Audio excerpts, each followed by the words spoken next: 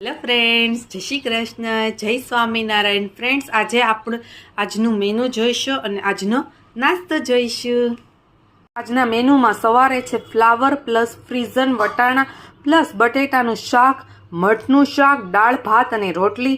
સાંજે છે પરોઠા, હોટલમાંથી પંજાબી શાક, મલાઈ કોફતા અને પનીર પસંદા. ફ્રેન્ડ્સ, આજનું મેનુ છે, તમે જોઈ શકો છો. નાસ્તામાં આજે હળવો નાસ્તો પસંદ કર્યો છે. તો હળવા નાસ્તામાં મમરા છે અને આ ભૂંગળા છે. મેં તળ્યા હતા બટેટા ભૂંગળાના. આજનો આ નાસ્તો છે એકદમ હળવો અને હેલ્ધી.